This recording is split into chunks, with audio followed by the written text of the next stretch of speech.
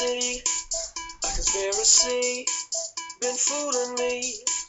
When I watch TV, their manufactured views all over the news. It's giving me the blues, and it's time to choose. Starting to wake up from this sleep, from all the lies they spread that go so deep.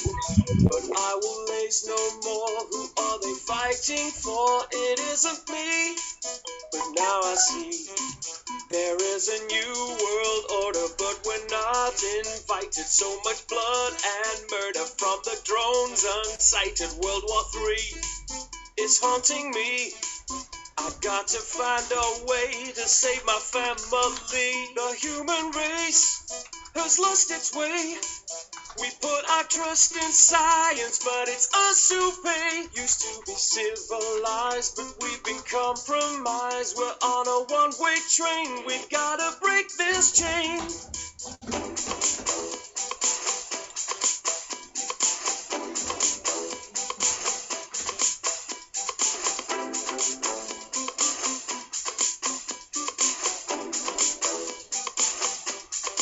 Starting to see that we should be free.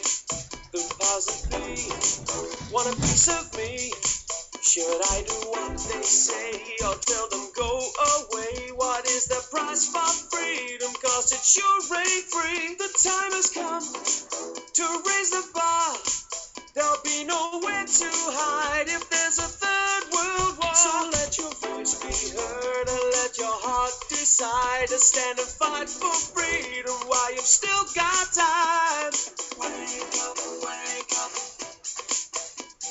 Wake up, wake up. Stand up, stand up. Stand up, stand up. Wake up, wake up. The time has come to fight. Wake up, wake up. Don't waste another night. Stand up, stand up. What are you waiting for? Stand up, stand up. Oh, they're gonna soon be at your door. Good evening and welcome to Raconteurs News. Oh, sorry about that. Monday edition. It's the 20th of May, 2019, and we're sort of 5 months into the year. It's my daughter's birthday tomorrow. I just can't believe it's come around so quickly. In fact, I don't think it's come around so slowly, because last year when it were her birthday, she fell out with me, so we didn't talk until it became clear that I wasn't very well, and she then came round and we've just patched everything up. It's daughter's birthday tomorrow. That's why there's no show tomorrow night, but we have got a show on Wednesday. Ben Emlyn Jones is going to be joining us, and we're going to be talking all about spaceships and UFO, asking what his favourite coloured UFO is. And oh, Watson there looking at me, he's looking directly at me. I can see him in the background. Anyway, I hope you've had a great weekend, and I hope you're all feeling well and you're in fine fettle and fine form. I know you don't believe me, but I really do, honestly. And one or two changes as well round here. We've got what I'm going to call her for tonight, I'm going to call her a guest, but after this evening, our guest is going to be helping me on the whilst Adie's away. So she's essentially going to be co-host. I'm sure you know what it is by now because you can see it down in the little corner of your screen. But it's Ann Marie Carey. Annie Logical is joining me tonight. She's more of a guest tonight. So Wednesday night she's going to be co-host, and she's going to be co-hosting while Adie is away, and probably after that as well, because we can't. It's always good to have good people, good researchers, and that's I firmly believe that Annie Logical is a great researcher, and I listened to her over many other researchers that easily. So I can't say how much respect I've got for this lady. She gets a lot of shit online off wankers, and having a little bit of shit like that myself, I do understand how it can affect you, and I really don't know how she stays so strong. So good evening, Annie Logical, Ann Marie Carey. How are you doing? Hi, can you hear me? Yes, I can hear you. Hopefully people at home can hear you as well. How are you doing?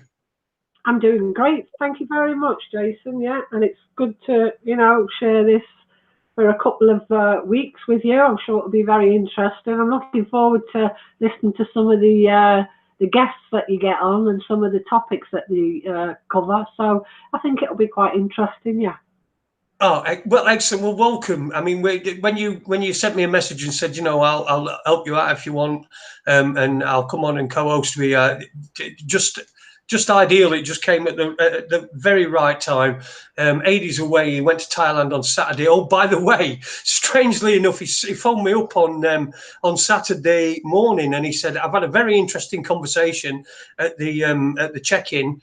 Not at the check-in, at security in the airport, and he refused to go through the scanners, the full body scanners, telling him that it were illegal and everything. Anyway, he got took to a place where I think they were going to rubber glove him and all that sort of thing, which he probably didn't mind, to be fair. Yeah, he went in there, and one of the guys that was in there, one of the guys that was dealing with him, was what we'd call a conspiracy theorist. He was one of us. He was somebody that was a truth seeker. He was somebody that looked at alternative things. And I don't know. I mean, Adie will tell us this story when he gets back, no doubt. But he did say apparently him and Adie had a little bit of banter, and then the guy looked at his passport and said, "Oh, Aid Hardy, Raconteurs News." So, if that's the case, then that is just incredible that we're getting out there. But I'm really grateful for you to join us, Annie. It's great to have somebody alongside who I know knows a lot of things about. And I think in second hour we'll probably get into some of the other stuff that you've been dealing with, and other stuff that you've researched and other things that you've been campaigning for. But in this first hour, the elephant in the room, or shall I say the nosebleed in the room, or whatever superlative you want to add, but it's in the room. What went off? What's your understanding of the case that Mark Steele came out and proclaimed "I'm Jesus" afterwards, and Ian Crane were there, when they were all, and so was Garrett as well, and they were all licking each other's testes, as far as I could tell. What did you make of it? Right. Well, I know. I don't know if people know that he had a GoFundMe campaign page where he was begging funds. Now, when he was doing this, he claimed that it was to appeal the court's decision, and at that point he'd actually asked for 5G, which I thought was a piss take. So I posted the information on that GoFundMe about the research that I found, and I also pulled him up on him asking for 5G, which is just a piss take, like I said. So then next minute he removed the ability for anyone to comment on it, after a few other people also put people straight, and then he changed the amount to 6G, so he got 6,000. But so his court case recently is interesting, supposedly resulting in him getting a suspended fine of £250. Well, I've never ever heard of anyone getting a suspended fine of 250 of anything, actually. No, sir, I've never heard of a suspended fine. I've never. You get a suspended sentence, yeah, but that's usually a prison sentence that's suspended for a certain amount of time, provided you remain a good boy. A suspended fine, I've never heard of. No, I think it's all made up. To be honest, especially that he was found guilty. Now, if he can get a suspended fine of that trivial amount, then it's obvious there wasn't no chance of him ever going to prison. People get more of a fine for not having a frigging television license or something. So there's discrepancies about who brought the actual case. And we know that it was a civil case and not a criminal case. But there is one bit of information that I found out, and that is the judge. The judge named Philip Kramer, and he's part of the Trinity Chambers. Now, the Trinity Chambers represent local authorities now. So they're based in Newcastle. So they're obviously representing the council, okay? Newcastle and Gateshead and such like. And they also apparently take part in training sessions. So I've also found that the barristers from Trinity Chambers judicial review and licensing team were speakers at an all-day event held at the main chambers of Gateshead Council, and that was attended by local authority councillors and licensing officers and solicitors and representatives from the region and the police and all that. So, you know, it shows that already that link is there. So obviously they're in bed with each other again. So yeah, so we see the link between the judge and the Gateshead Council, and also the training sessions. I think we need to clarify here, because you said in that statement then, and I know that Ian Crane said it on the. I watched the video that he did outside the courthouse where they were all gathering round and, you know, hail to Steely Wonder, I call him, because of them dark glasses. I'm sorry, it's just something for a coping mechanism for me. I like to take the piss, but you know, was he in a civil court? If it was in a civil court, I mean, someone's put in the chat room that it was a bind. It's called a bind over. Now I know when someone's bound over to keep the peace, it's that they're bound over for a couple of years. It just essentially means if you do anything again, this is going to be brought back up. Now, this has never. I know I've never heard that about being bound over with a fine. I've never heard that. And so, is there any clarification of whether it was civil or whether it was a criminal court? Because if it's a civil court, there's absolutely no way that he can go to prison. Well, put it this way, I watched a video on YouTube, which was basically Steele being interviewed by John, I think it was John Kitson, I'm not quite sure, on the very day just before they actually went into court. And Mark Steele himself states on that video that it is a civil case, yeah. Right, so we can't go to prison for a civil case. You can't go to prison for a civil case. What you can do is you can. I know this because I got an order when I had my first leg thing happened, and I went to a solicitor, and then I had a heart attack, and all this stuff happened, and anyway, it ended up that I got this like 90 grand debt that was sent to me on a no-win, no-fee basis, you know. Yeah. So I got this 90 grand debt. Now I was summoned to the court. It was a civil court, and I was told I was going to be asked questions about my financial situation. And I was told when I went in there, it was in Sheffield courts. I mean, most courts these days, they're all in the same building, aren't they? Whether it's a civil court or it's a Crown Court or it's a magistrates, they're mostly in the same building. And so I went into this place and I was told that I had to answer these questions. And I said, well, what if I don't answer these questions? And they said they'd take me then in front of a judge, a magistrate, and ask him to order me to answer these questions. And if I didn't answer the questions, then they would impose some sort of penalty on me.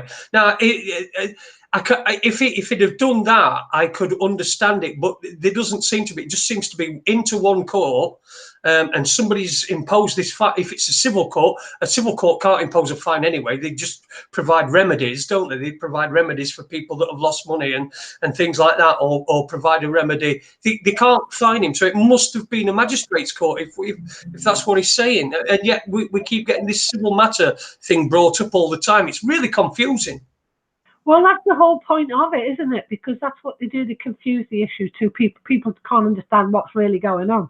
Because it was basically the court holds both magistrates and the civil court, which was basically somebody phoned up and somebody went in there before the case, and they were asking about the actual case.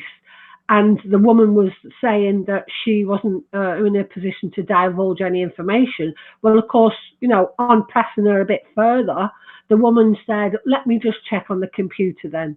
Because it was like this woman was saying, you know, I've given money over on this GoFundMe. I'd like to know what the score is.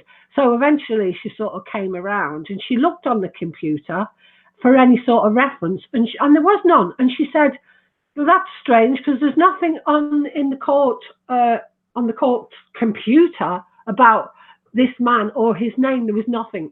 Now, it also transpires that he was using Eventbrite for tickets for people to attend the case. Now, that has never been, that's unheard of. Even the court managers said they've never heard of anybody advertising tickets on Eventbrite. Sorry, let me just clarify this. So Mark Steele is selling tickets for his court case? No, he wasn't selling them. No, he was just... Oh, right. He was just advertising that people could get tickets for the court case. Now, the thing about Eventbrite is that usually when people advertise on there, it will state how many people have applied for tickets and all that sort of stuff. This is according to someone who has given me this information. But this Eventbrite tickets one didn't have any, how many people's applied, nothing like that. And it's unheard of that someone would, be saying to people, you can have tickets for it. It's just, these are all the anomalies that have been ongoing ever since the very first time that he was at court, and what happened after that, and the whole Crown Court, supposed Crown Court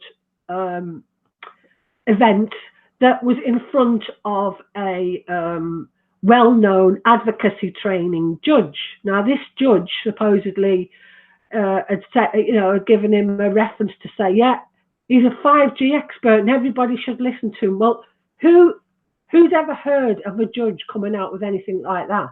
Now, the other thing was, it wasn't listed. The Crown Court case was not listed in the law pages. And I spoke about all this before, and I put it in the article on my website. There was no mention of the in the law pages of that supposed Crown Court case, which is unheard of in the judicial system, because every single case has to be listed in the law pages. So we're presuming that that was also this Judge Nolan's advocacy training, because that's what he does. He trains barristers and stuff.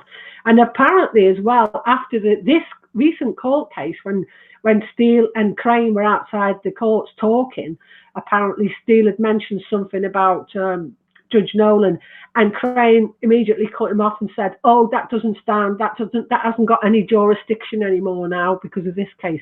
Now, here's the other thing that I don't quite understand.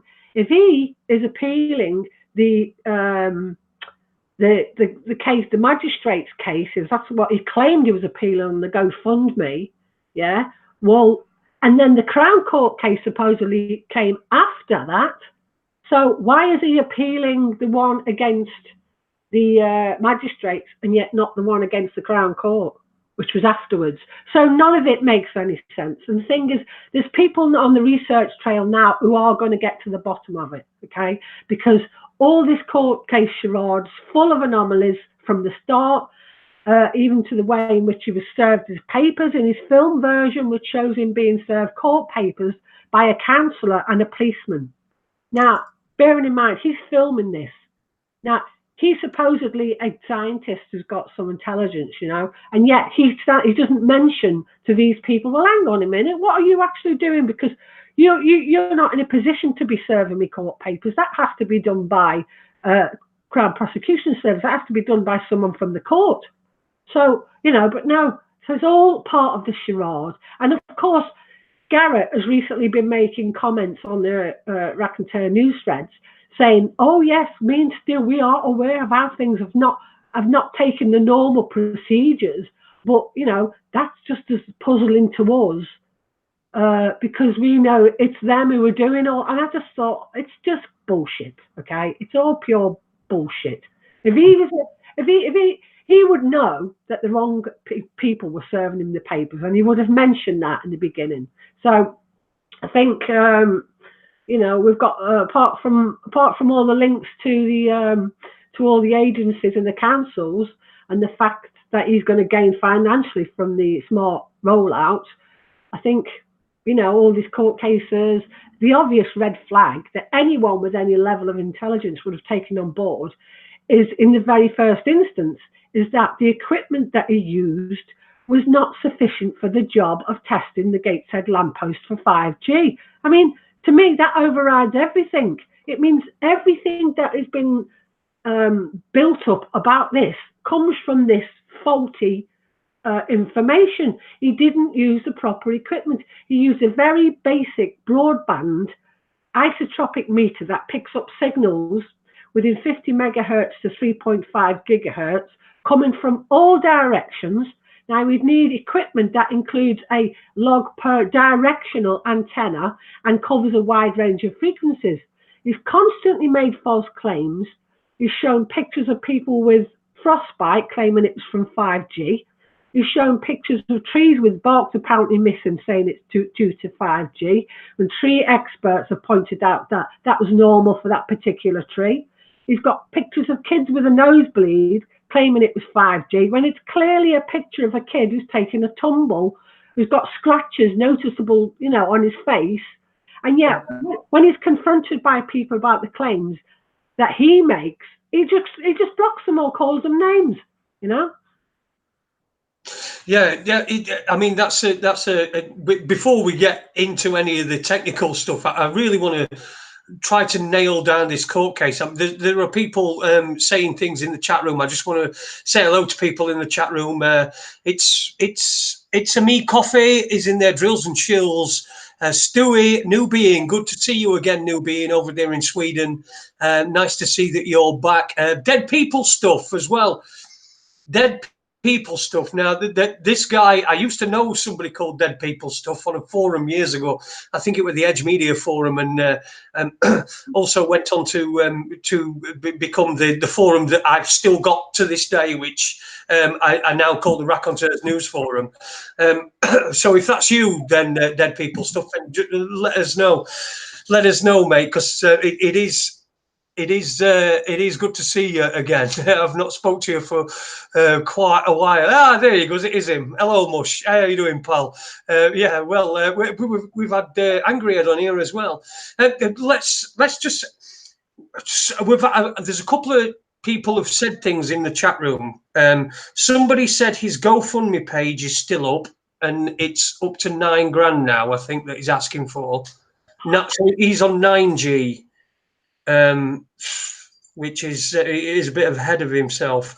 And Dead People Stuff says that it looks like a training event, talking about the court case. So as far as we are concerned, are we just suggesting that this court case didn't exist, that it was some sort of charade, and everybody doesn't have to be in on it, do they? I mean, it only has to be the people participating, the people in the court, and the judge or the magistrate or and the clerk and what have you. But if they think they're doing a training exercise, and also I would imagine they'd have to try, if they're doing a training exercise, it'd have to be it done the same way as they would do a real case. Yeah, well, that's what training is. That's what mock cases are. They go through the whole motions as if it was a real case. I mean, you know, people are not going to be aware that it's not. You know, even people, supporters, you know, they will. Oh no, you don't know what you're talking about. I was there. It was, and all that, but they don't realise what is going on. The fact that this this Trinity Chambers, have already got links to the council, local authority, and also are known to do testing and training and all that sort of stuff. You know, that's a big red flag straight away. So we've also got, you know, there's people now looking into a lot of what's going on. It's all new. So, you know, I'm not the only one who's looking into this. There's a big team of people who are looking into stuff, and we're going to be looking at everything from the council's barristers to his barrister, you know, and everyone who's involved will get thoroughly looked at. I can assure you that. So, and it also, we've also got people who are going through a video which is of so-called evidence. Now, when he had his YouTube channel before it was very conveniently removed, his videos, basically, they've all been saved for evidence so that we can prove the lies that he's telling. Because in one part of a video where he's talking about all the court cases and he's, you know, showing this big book full of papers and all that, he quickly skips past one document that is an official injunction application that anyone can download, by the way, which has got no signs of it being processed, no reference numbers or anything on it. He's got another document which has got a circle and the word seal written on it.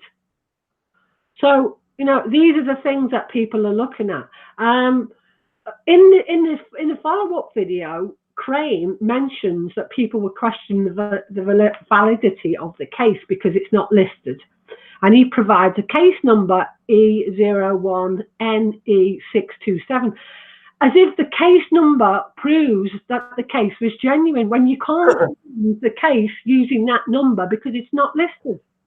So, and it would also explain why the court official could not find any evidence of any cases with his name on it. So another test case, it could be another test case. It would appear to be real. And like I said, what he doesn't realise is that we had several people in the court for observations unbeknown to his camp. So that will all be revealed at a later stage. So, but also I'd like to point out that I found a document online from 2018 that Gateshead Council had published, in which they were bleating on about losing the 5G testing funding. They put in for funding and they didn't get it, another area got it. So, because the government awards certain fundings to certain areas to test bed for 5G. So many of them have been openly testing for 5G for a while now. None of them in Gateshead, by the way. So, you know, if Gateshead Council are complaining that they didn't get the funding and other areas got it, I mean, you know, it doesn't make any sense. If they're supposedly testing, secretly testing using 5G in the lampposts, then who's paying for that? You know? Because these other areas who are testing this stuff are getting paid to test it by the government. There's different agencies involved and they get the funding, they get millions and millions of funding to test all that. So that is just another observation of something that shows that Gateshead Council weren't actually, they were never testing 5G from them lampposts. They never were, and the equipment that is used is not even sufficient to do the job. And what's gone on since then with, you know, me getting people down there to test, and then, you know, then that organisation getting threatened by them lot saying, you know, and the guy who done the testing has got to say, oh, it wasn't them, it was just me, but really it was, you know, he was talking to me, emailing me and organising to get the tests done as a member of a group called Benry. Now that went on for 4 months, and my correspondence with him went on for months, and he always used to say, don't bother saying my name, just talk about us as a group, we're Benry. And then all of a sudden, like just recently, I got like, the Benry contacted me saying, oh, this has nothing to do with us, you know, we don't want anything to do with it, you know, and he's going around slagging Benry off, and the whole thing's turned into a farce. But really, we're just documenting everything. Everything's going to be, you know, put together for people. I mean, already the evidence that I've gathered in all the articles and everything, and people are asking, I mean, some people say to me, oh, you should just leave it and get on with your campaign. Well, I'd love to be able to leave it and get on with the campaign. But the problem is, you know, it won't leave me alone, because I'm constantly getting people asking me questions and constantly getting people asking me for the article to share, or asking me what I think, or, you know, arguing with me about it or what. So people will not leave me alone with it. So it seems like I'm in the thick of it, whether I like it or not. So the other thing I was going to say was that Ian Crane actually contacted me. No, sorry, that's a lie. He didn't contact me. He contacted someone and asked that person to ask me to go along to the AV event, the recent one, to question Mark Steele. So he said either I could go or the person who was asking could go. So we both replied that we would both be interested to go, but only if we were given a platform to speak, and not just as a member of the audience who would be set up for a fall. But of course, you know, I mean, if you're a member of the audience, you can't really, you know, you can't it's no good. You need to have the platform to be able to discuss what you found. And I knew that was never going to happen because he never replied, so it wasn't no surprise, you know.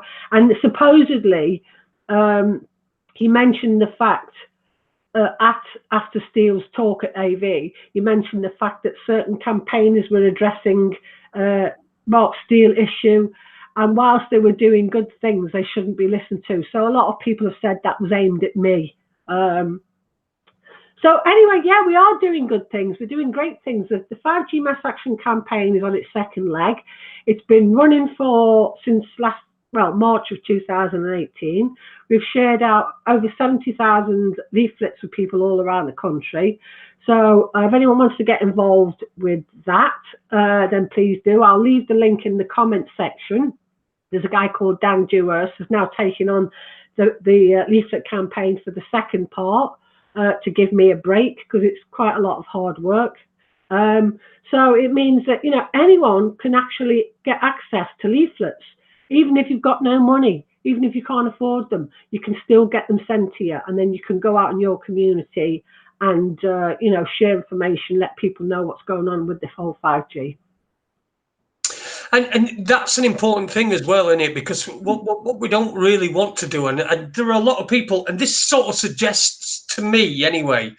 I mean, we've been going 3 years, and we broadcast truth. We try to get to the bottom of things. We'll even give opposing, as you know, we'll give opposing views to people, and we've always tried to be fair and balanced. You know, all these words that people fucking spout about, we've always tried to be fair and balanced. Now it's important because we're not hitting the sort of numbers that they are, right? And they're hitting numbers. And does that not suggest something to you, that the amount of people that are viewing their thing? I mean, we had Garrett on the YouTube channel, and he's going, "Oh, you don't get, nobody watches your fake news. I've got a nosebleed." You know, it's just the reality of it is that this war is going to be won with boots on the ground. It's not going to be won by people on the internet giving money to these fake gurus or you know, or whatever they are. I don't even know how much is it to go to AV. Were it to go to AV10 for the ticket? No, it'd be 100 and odd quid or whatever. You know, people. This sort of stuff's far too important to be making money out of. Don't you agree? Oh, absolutely. And that's why, you know, anyone who's charging money or getting money or anything from campaigns or anything is not to be trusted at all. I mean, what the hell? £9,000. Now, we'll find out who the barrister is, and we'll find out exactly how much these sort of things cost in court, and we'll make sure the public know that. I mean, I did find one guy who's a barrister who, I'm not sure, it wasn't the same barrister that he's got, but I did find a barrister online who will represent you in court, and you know, all the communications and everything that go with it up to the run up to the court case, and he charges £925. So, you know, if you can get, and it's called a one-stop, I think it's called a one-stop shop, something like that, you know, where you just get paid one price and then they represent you a day in court, blah, blah, blah, 925 quid. Obviously, if the days go on, it would be more. Now, you know, I'm not sure whether, if it was a training session and the barrister was a barrister in training, then he would be in training, so he wouldn't have to get paid by I mean, who's still paying this money to, by the way? You know, that's where I'd like to know. You know, if Gateshead Council's brought this case, right, and he's got found guilty and he has got to pay suspended £250, right? Who's getting the £9,000 then? If it's his barrister, yeah, then he can get a barrister for a one-stop shop for 900 and something pounds. So who's getting all this money, you know? And I think it's really, I think to me, it's absolutely sickening him because he's always constantly blurting out about not above the law, they're not above the law, you know, we'll get the law, as if he's a very law-abiding man, which cannot be further from the truth, given that the man was sentenced to prison in, I think it was 1993, where his business wasn't doing so well. He decided to become a pub doorman. In which time he supposedly, well, it's actually documented, so it's true. He drove past a rival bouncer guy to shoot him and shot a young girl instead, accidentally, a young teenage girl, which caused obvious problems, shot her and got her in the head. Now, the guy, Steele, was charged with that. I think he was sentenced to 8 years, but I don't know. I was told that he only done 4, but I couldn't swear to that. So, you know, this man who keeps going on about how this law-abiding man is far from being a law-abiding man, okay? And what sort of person? Well, when he was asked why he did it, he said because he was scared because he thought the other person was going to get him. So these are the actions of an out-and-out coward, okay? You want to fight someone, if you're a pub bouncer, if you're such a hard man, you go over and you have a fight, okay? You don't drive by in a car and shoot, do you? No, of course not. Of course not, unless you're a complete psycho. To be fair, yeah, exactly. He's displaying the traits of a psychopath, isn't it? I mean, it's unrelenting, and I don't want to get this into a let's kick the shit out of Mark Steele because we've got Lee Garrett to do as well, and we've only got a couple of hours, you know. But there's just so much there, isn't there, that people just don't know. That people who are supporting him wouldn't be supporting him if he knew. Do we know how long he spent in prison for that offence? Well, as far as I was told, but I don't know because I haven't found out. I know he was sentenced to 8 years because I found the proof.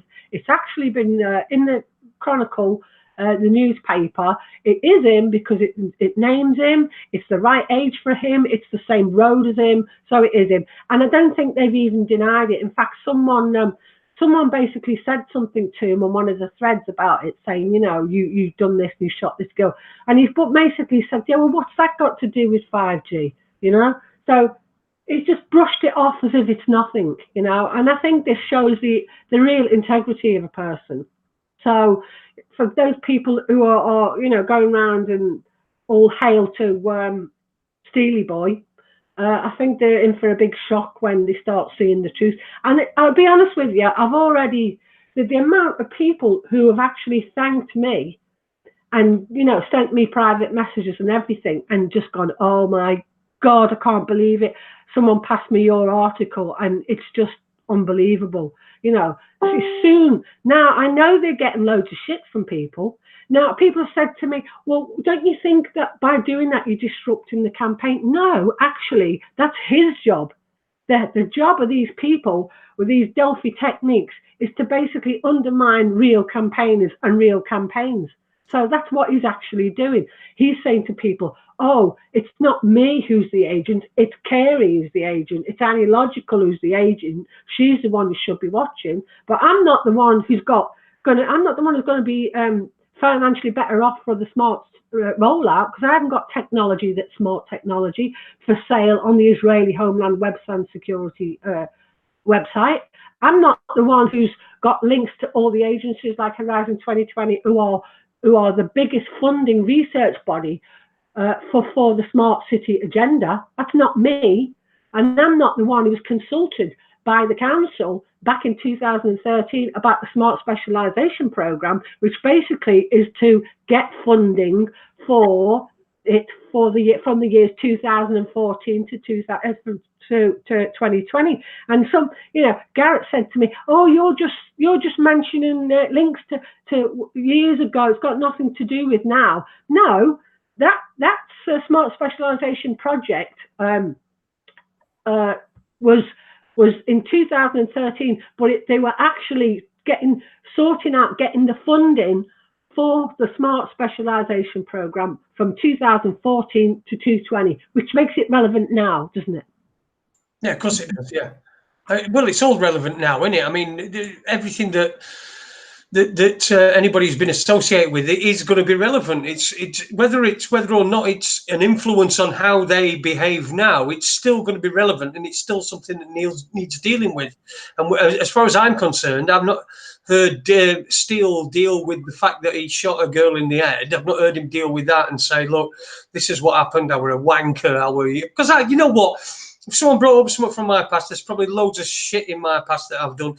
People could bring it up and throw in my face. And you know what I'd say? I'd say I were a complete and utter fucking wanker back then. I was a wanker. And we all grow throughout our lives. And we, and we do some. That's the part of being a human, is that you change. You evolve.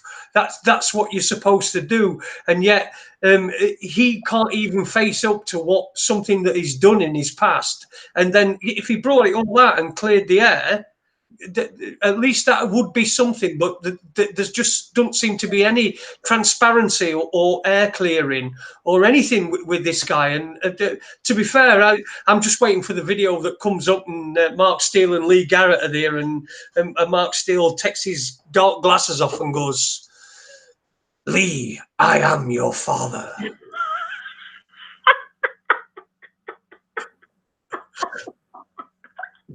Oh my God. Oh, that is so funny. Good one, mate. But that's where it's going, isn't it? I mean, it is that ridiculous. I mean, this stuff, the gathering that they had outside the courthouse, and you've got Ian Crane there, and for God's sake, Ian Crane were in big oil. Jesus Christ. He was telling us that there were going to be an alien invasion, and we'll get onto that on Wednesday night. Ben Emlyn Jones, because I've got a little bit of a theory that I want to put to him, as well as talking about Stanton Friedman. But yeah, we'll get into that. But he was telling us there's going to be an alien invasion, and yet I don't know enough about fracking to know whether or not it is. It's a danger, or it's I don't know enough about it to be able to make a decision one way or another. Although I do understand that not fucking with Mother Earth is probably the best thing to do. Is to not bother. Not to mess with Mother Earth. And yet it's like now he seems to have jumped from Alien Invasion, Operation Bluebeam in 2012, and then he went into fracking, and he did that for quite a while, and I think he's probably still doing it. And now 5G seems to be involved in the 5G. It just seems all these people, it's the same people all the time, innit, doing similar things and making a living out of it.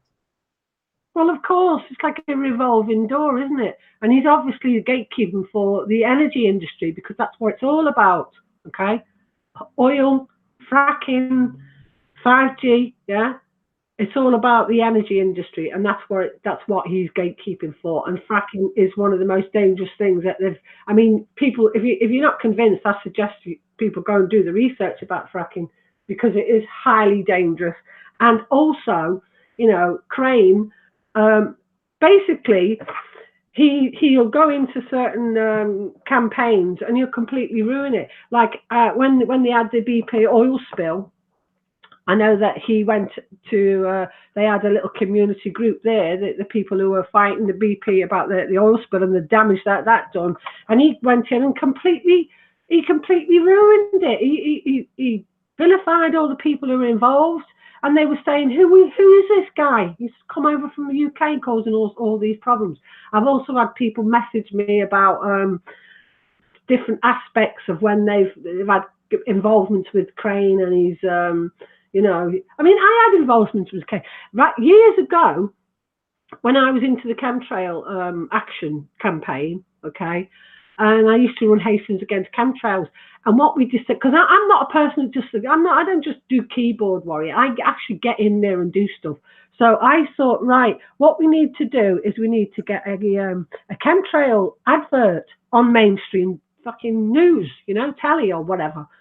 So basically, we found out that there was, you've obviously heard of Edge Media, sorry.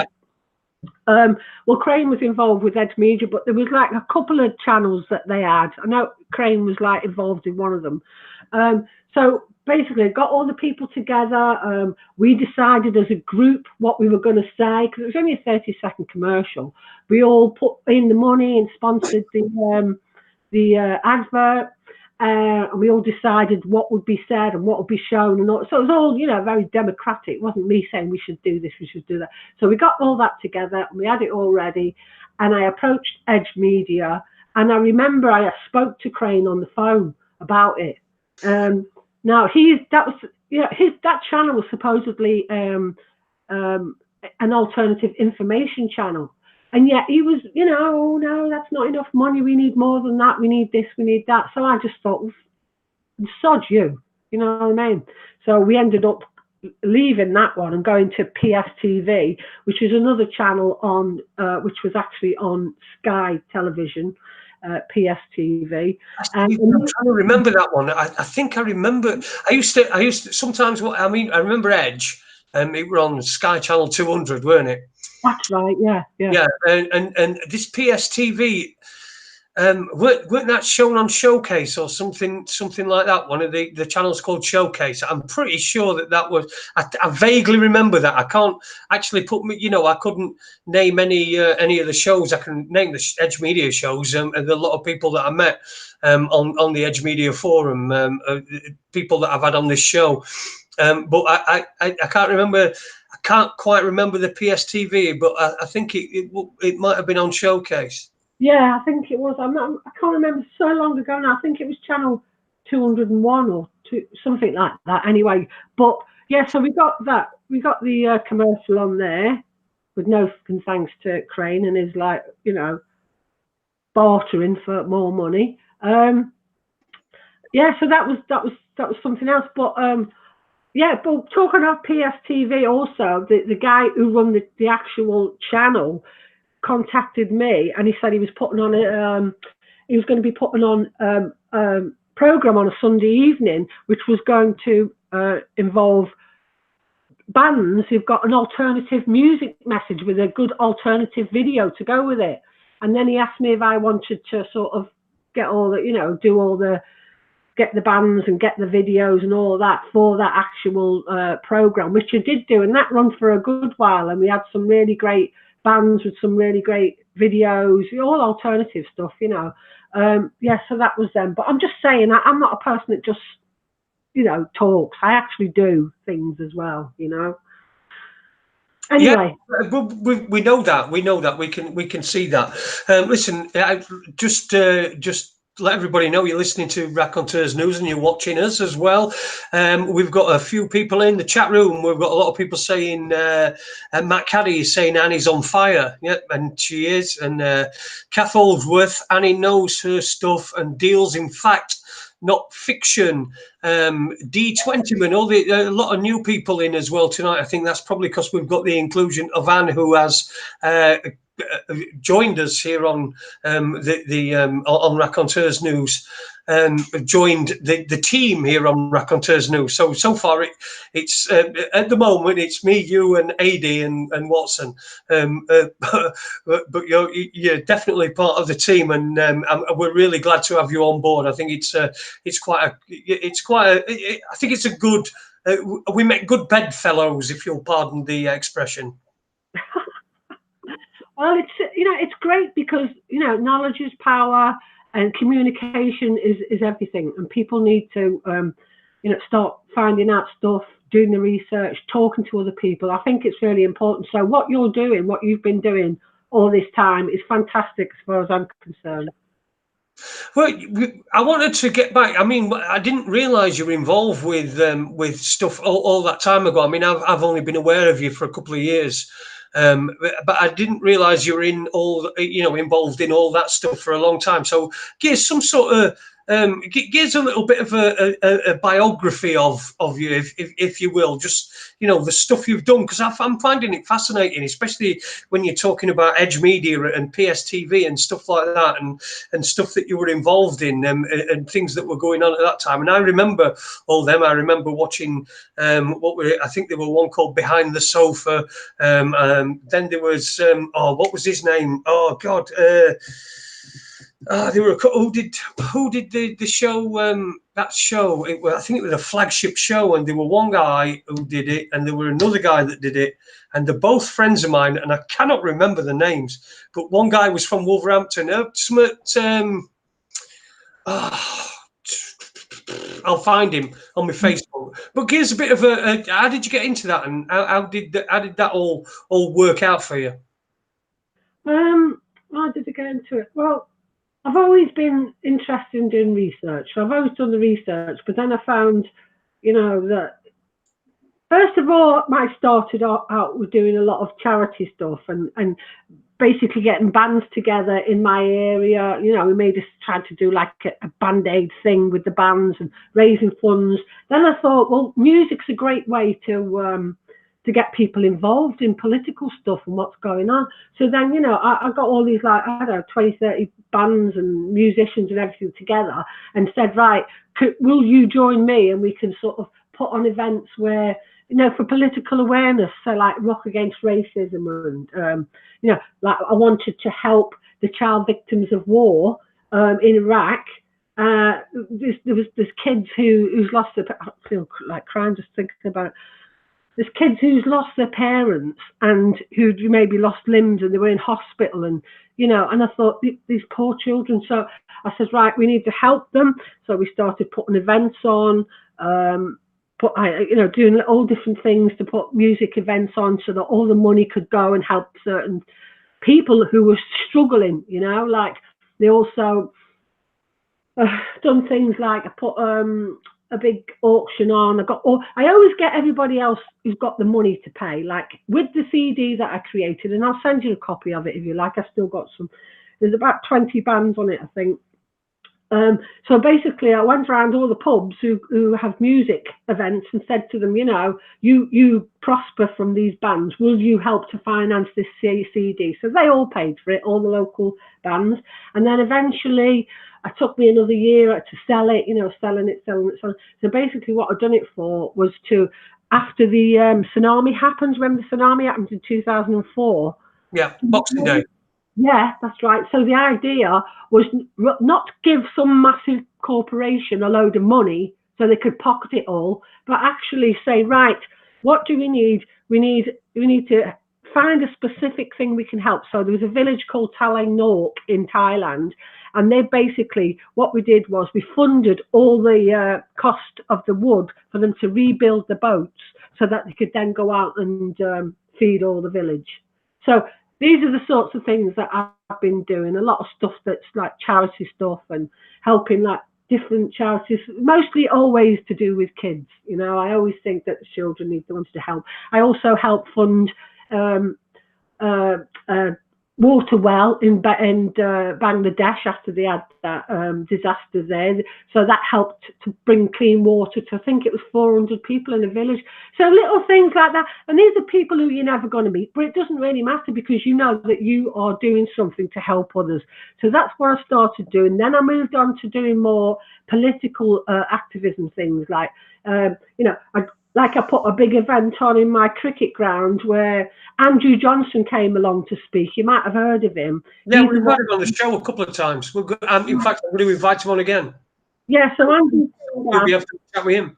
He's fantastic. So basically what we did was I had him giving a talk. We had the inside and the outside of the cricket ground. So we had all the bands playing. We had stalls on, but we had information stalls. And Andrew Johnson done a talk. It was great. And basically, it was so good because he would just come down. We put him in a hotel. I went out for a meal with him in the evening. He come, done it all, and went. And that was it. It was fantastic. So I've had a lot of experience with organising stuff.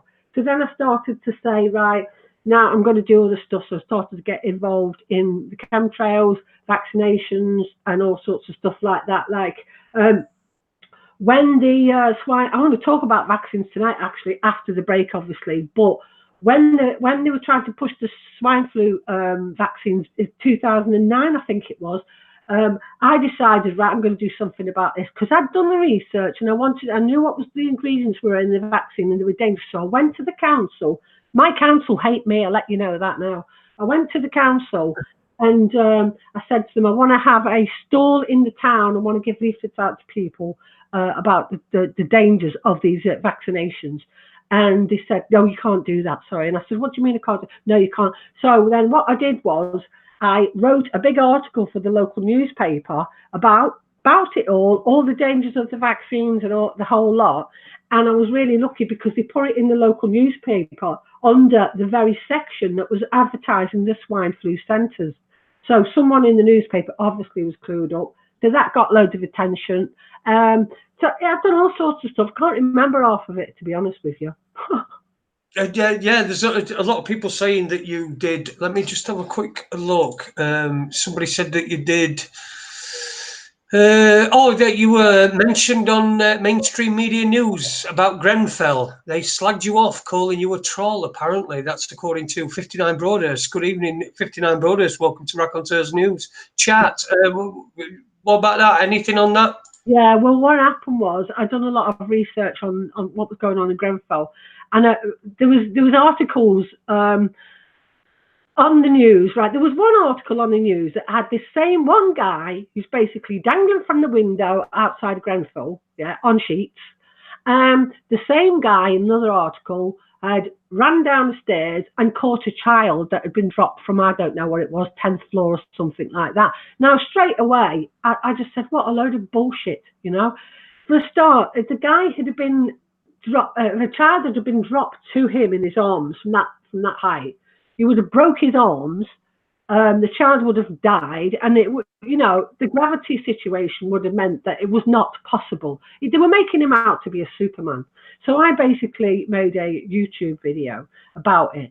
The next thing you know, I got a message from ITV News that said, would you like to talk about this, what you're talking about in this video? Now, I looked at on the YouTube on their website, and it looked like someone was having a joke. It didn't look like the ITV News to me. It looked like, you know, they had about 50 supporters.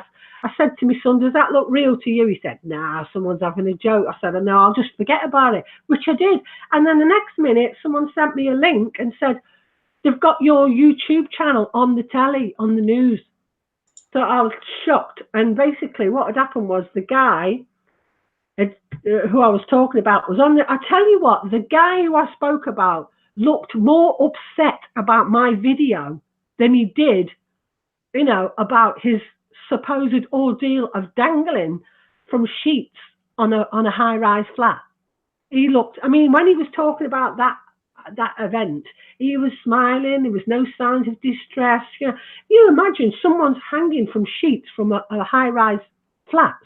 Yeah, that is going to be a traumatic experience. So. Yeah. So you can imagine with mainstream media, everything's like made out. Like you say, he seemed more upset about your video than he was the ordeal that he'd supposedly gone through. Sorry, go on. I was just going to say we're at the break time. Really, it's we're an hour in. Ann Marie Carey is with me. She's the latest addition to the Raconteurs news team. So now it's me, Ann, and Adie. Never a better threesome has ever occurred ever. But while Adie's away, he'll not be doing very much, and hopefully he's up to his nuts and guts at the moment. But we'll probably skip over that one. You're listening to Raconteurs News. I was looking earlier on, and on our YouTube site, we'd got 999 subscribers. 999, so we're one away from 1,000. So if you're going to subscribe to anybody, then subscribe to us, because we're desperate for it. We're absolutely desperate for it, and we really need it. So it gives us subscribe, gives also a thumbs up as well. I'm going to play a record, and we will be back in just a couple of minutes. You okay to keep going? Yeah. Oh, absolutely, no worries. Brilliant. All right, we'll be back. I'm just going to change this to studio rather than voice, and then play this record.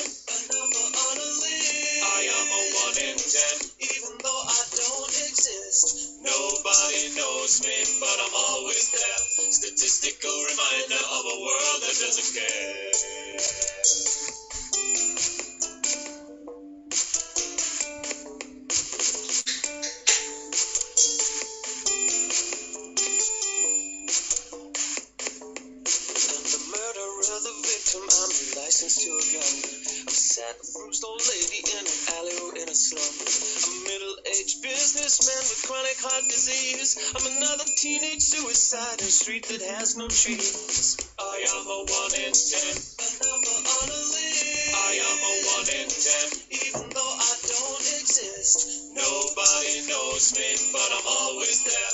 Statistical reminder of a world that doesn't care.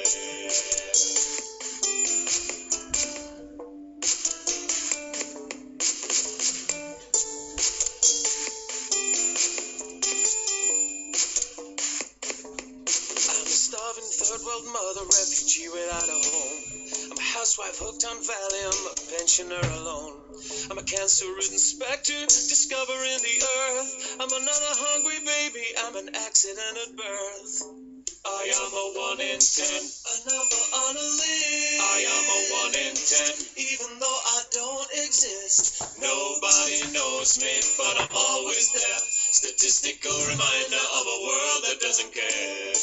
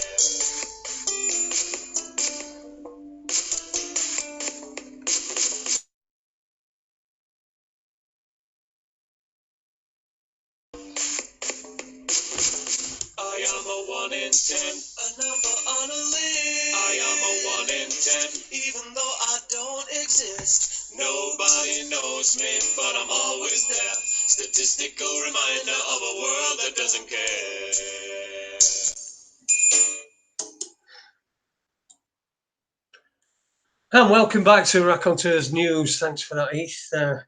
Brilliant. You're listening to Raconteurs News on a Monday night. It's the 20th of May. Don't forget to join us on the 22nd, which is Wednesday night.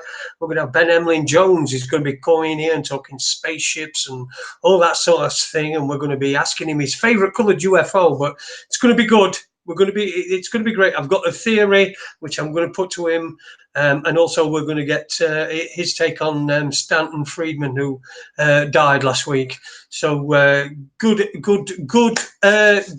thing to look forward to. I've said I talk about somebody that's died, and then I said good for start of my next sentence, and I don't know where I'm going.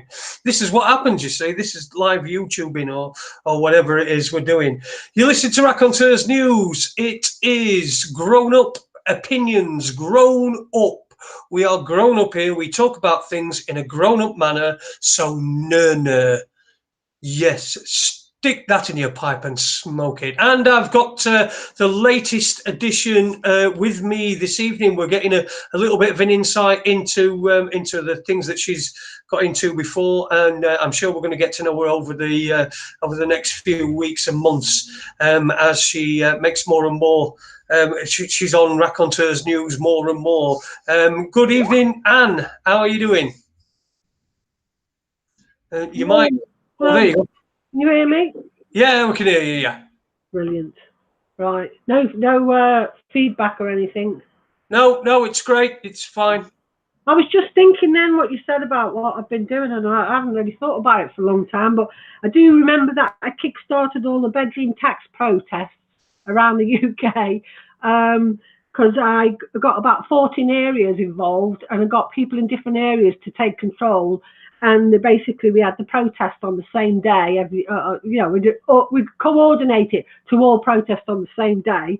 And then I also used to spend every Saturday for 6 months outside my council town hall with a big placard and talking to people about what the bedroom tax and what the welfare reforms, because I also started to campaign against welfare reforms as well. So I used to do that for 6 months. And it's funny because what happened was the week before the bedroom tax were due. Now, we knew the Labour Council were going to bring in the bedroom tax themselves. So I had my usual Saturday protest outside the town hall. So the Labour Party, who are with a majority in Hastings at the time, decided to have a protest on the very same day. So I sort of said to them, well, I'm still turning up, and you're not going to stop me from speaking just because you've decided to have it was basically a token protest, because they were the ones going to be bringing it out the following week. So I stood outside the town hall. They all had their say. I could tell they were really worried what I was going to say. One of the guys came up and said, you are going to speak in the solidarity of, the same issue and all that sort of stuff, because they were shitting themselves that I was going to really slag them off. And I said, no, of course I'm going to do that. So I basically got the megaphone, started talking about it. It was on YouTube, the video. So basically, as soon as I started talking and getting into the whole, all the research that I'd done, the statistics and all that, the leader of the council disappears from his spot, goes around the back of the side of the council building, and then all of a sudden the fire alarm goes off.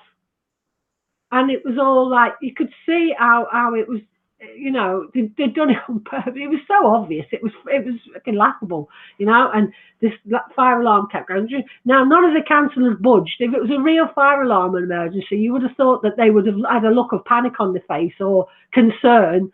They were all like whispering to each other, and saying, blah, blah, blah. So all I did was I just waited for the alarm to go off. Well, what they were hoping to do was because they thought I was going to give them so much grief, they were trying to, upset the flow of what I was going to say, which I wasn't. Yeah.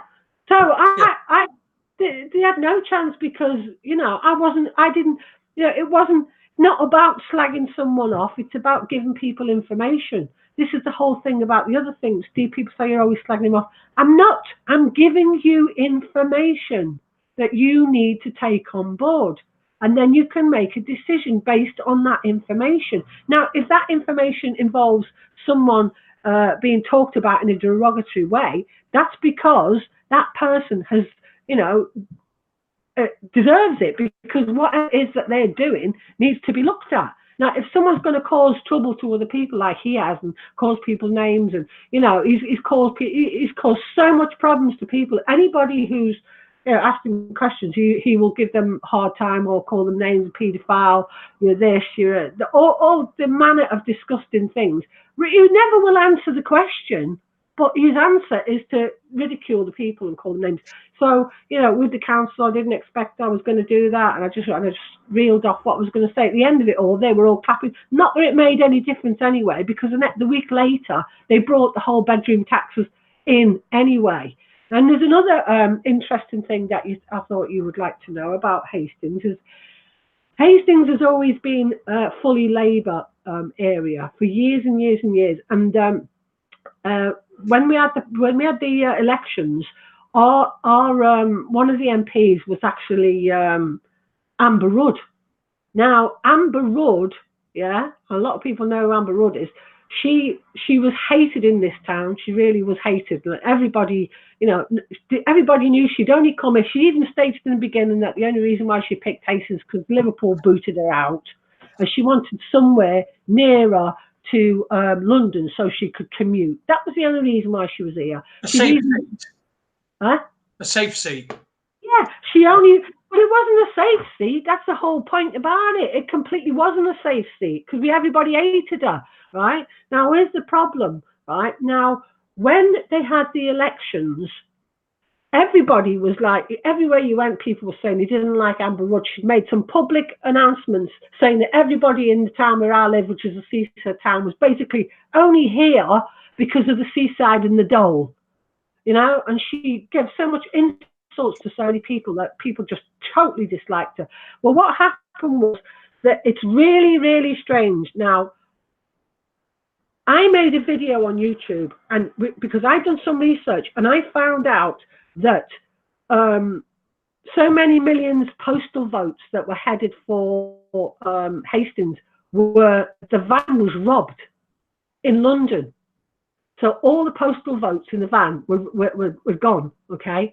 Now, I made that video out on YouTube. Now, that video actually reached nearly 200,000 people. I was astounded.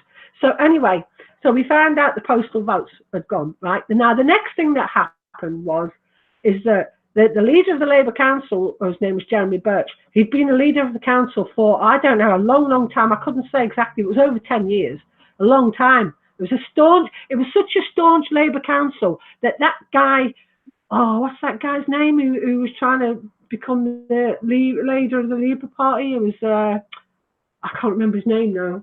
David Miliband?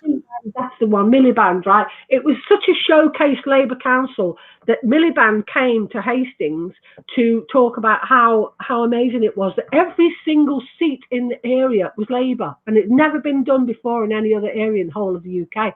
So he came to the UK because of that. And of course, when I knew that, I had to go and confront him, which I did do. You know, I was confronting him about the bedroom tax, and he wouldn't answer me. He was like legging it. He didn't want to talk to me. But anyway, so get back to the story. What happens, right? So all these postal votes all go missing in the van, you know, and we all know everybody hates Amber Rudd, yeah. And then what happens is all of a sudden, the leader of the Labour Council, right before the election, days before the election, takes ill and dies. Just like that. Wow. You know, he took ill, he's dead. And everyone was completely shocked. And the next minute, and he died on the 1st of May. And now if people understand about the secret societies and how they love to use this, and they, you know, a lot of us believe that was a ritual. It was a ritual death. Now, people might believe that, might not. It's up to you. But anyway, he died. Now, what happened next was Amber Rudd won the election. She won the seats in Hastings, and everyone's going, how is that even possible? I phoned up the council after I heard about this, postal votes going missing, okay? And I phoned up the council and I said, what is going on here? I said, you know, how are the postal votes working? Who's the adjudicator? I said, is it possible that these votes can be used, you know, to swing this election? And they said they've got no way of knowing how many postal votes were used. They couldn't change the postal vote because it was too late in the day. They didn't know how many had been mixed in with the other votes because they didn't count them. They were all verified by computers, so it shouldn't be a problem. But I said to them, yeah, but you know, who's in control of all the government computers? MI5. So it's going to be difficult for them to do a few changes or whatever. No one's checking it. I asked them, have you got an adjudicator? They said no. So we knew, well, most of us who've got a working brain knew that something fishy had gone on at that point, okay? And she then became, I've always said it was sort of a rite of passage for her to get herself, because after that, she got right in there with the, you know, cabinet and got into all sorts of prominent positions. She's already been disgraced. She's a disgraced woman. Okay, she took funds from a disgraced banker for her campaign funds. I've tried on many occasions, like when I've heard that she's doing, on a couple of occasions, I heard that she was doing, where they had these, what do they call them, surgeries, where people can go along and talk. Well, I've always gone, right, she's got a surgery here, we'll go along, we'll all sit down, and we were going to just completely confront her. And each time I've done it, the event got cancelled. So they knew that I was going after her, but they would never ever let it happen, you know. So I'm obviously someone who's. This is funny because when I first got involved with Mark Steele, when I actually believed him, and we had this talk. It wasn't a talk. It was supposedly we were trying to discuss, you know, what I'd found out and his answer to it and all that. And it got removed from the YouTube anyway by the guy who done it. But anyway, in the beginning, Mark Steele actually turned around in that interview, and there's probably people listening in the chat box who heard this, who he actually said, I was warned about you before I started. That's what Mark Steele said that. He said, I was warned about you before I started. So make of that what you will. Yeah, certainly. Well, listen, we've got so much activity going on in the chat room. We've got some people I'd like to say hello to. I'd like to say hello to Sarah Smith, who's in there. Blazing Stars is in there as well. Storm Aside. There's lots and lots of stuff going on. It's going a little bit faster than I can. Than I can. But Sarah. Than I can keep up with. Sarah said, "Can you ask a question? Can I ask a question?" And she said, "Hi, Jason. Can you ask Annie to name a few proven false flags?" Now, that's quite a question. That's going to take a long time to answer, I would imagine, because there's that many of them about, isn't there? I mean, loads of false flags. So, I mean, where do you want to take that? I mean, just give us a couple of examples. Well, proof flags. Well, what I can say about that is that if I'm going to be doing, like, you know, sharing the shows with you for whatever amount of time, there's lots of time to go. Because, I mean, we just start with false flags. I mean, they're everywhere. You know, there's just so many of them, you know. And if people, like, let me just say this: if people want to go on my website, okay, which is Analogical Uncensored, there's articles on there where I've shown. What was happening was I was doing a lot of studying of research and a lot of false flags and stuff like that, and putting all the stuff out there on YouTube. So that's how I ended up getting a big following of people who were following me, and even got that Ole Damagard saying he was using some of my info that I'd found out. But I said to him, hang on a minute, mate, you know, if you're finding stuff from me, you need to be pointing people into my YouTube video, not because of the ego thing, but people, you know, I was finding so much stuff out that a lot of these other researchers didn't even touch upon. And I would say that is absolutely true. I was. And like, so when I started looking into all the false flags, I suddenly realised that they all had something in common. They were all always testing 5G equipment, whether it was whatever way they were testing it, they were testing 5G equipment. So I started putting all of that together. Now, I mean, only way to start with thinking about false flags, because if I start talking about false flags now, the whole rest of the show will end up talking about that. But I wanted to touch on some other stuff. So all I can say is have a look on my website, Analogical Uncensored, and you can, there's a search engine on it. You can just go false flags and you'll find all the information, loads of stuff on there. Okay, but I will be touching upon all this stuff as we carry on in further talks and stuff, you know, because you can't just cram everything into one show. Obviously, there's so much information to be here for a year talking about it. But yeah, I mean, sorry, you know, go on, you go. No, what I was going to say is I think it's important to talk about things that are going on now and what's happening now, and how it's important to talk about these things now to make people aware of what's going on. And one of them was the Extinction Rebellion group. Now, okay. Before you do that, Anne, can I just say that you referred back earlier on to Ole Damagard? Yeah. Now, my experience with Ole Damagard, we've had him on this show. He came on with me and Andy a couple of years ago, and we did an interview like we are doing now, and I contradicted something that he'd said, and I said no, that didn't happen.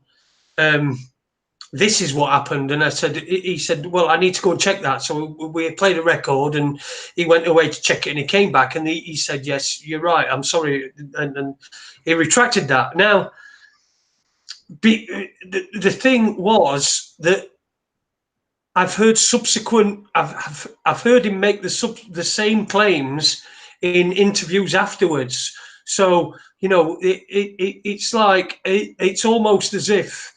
And I don't know anything that really. I've spoke to Ole Damagard once. I found him okay. I found him compelling. But when you actually point something out, and then they read in the next interview that you hear with them, they go back to the original thing that you've just corrected them on.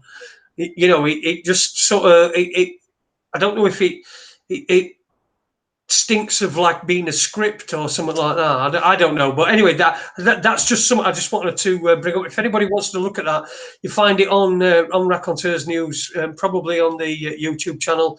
Can't remember how long ago it were, but you go on there, and I corrected him on something, and he were arguing with me, and he was insistent that he was right, and I said no, you're not, and he said okay. So he played a record while he went away to check on it, and then he came back and said, yes, you're right, I'm sorry, I'll amend that, but then never did in subsequent interviews. That's just my point on that. So yeah, you carry on, Annie. No, I think you've got a really good point, and everybody's entitled to their own opinion personally on what they think of people. This is where a lot of it comes into play, because everybody's arguing about whether this person's real, this person's fake, or who's telling the truth and all that. So we're all, we've all got our own personal opinion on that. Now, I have actually stated before publicly that I don't trust him, and I've got my own reason for that. And I actually said that, I didn't trust him because of certain connections and all that sort of stuff that I can't really go into now because I can't remember off it. But I do remember that I did say that I wasn't actually trusting of him. Although he is, he puts a lot of good information out there, but a lot of the information that he does put out there is what he gleans from smaller channels. Yeah, and he goes around. He found, because I found out what he was doing. There's some of the research that I've done about stuff, the false flags, was just absolute. There's nobody else covering it. I'm telling you that. There was nobody else covering it. I go into a completely different depth of research than most people who are, researchers. And he even actually stated in someone says, who would you say, if he was naming people who he thought, he said, he put my name out there, said Annie Logical's good, which I know I am, obviously, but what I'm getting at is that he gets a lot of information from people who a lot of people don't even know, are not on, that alternative research stage, if you like, but he doesn't actually give them any credit for it. He just, and people say, oh, Ole Damagard's great, he figured this out, he figured that out. But like you say, if someone's given information where they admit that they're wrong and then they still use it, then that's not right. Something is amiss. So anyway, the whole problem now is we are being flooded with all these people that hero worship is rife. That people are like, oh, you can't say that about that person. This person's great and all that, and there's so many of them that people don't know whether they're coming or going or who to trust. Anything. So, it's down to a personal preference of who you believe. I never say anything unless I actually research it thoroughly. This is the problem that we're having as well. There's a lot of people, we get information and that we share it straight away, and people don't actually go and look at it and find out where did that information come from, who's behind it, what's the truth in it. And that's what I always do. You see, I always make sure that if I'm going to say anything, then it's going to be something that I haven't heard from somebody else.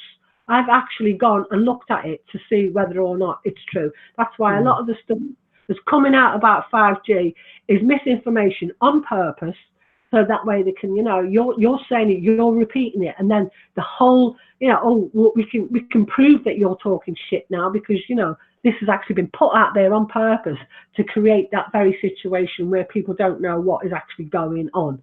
So I would say to people, make sure that you basically just trusting your own intuition.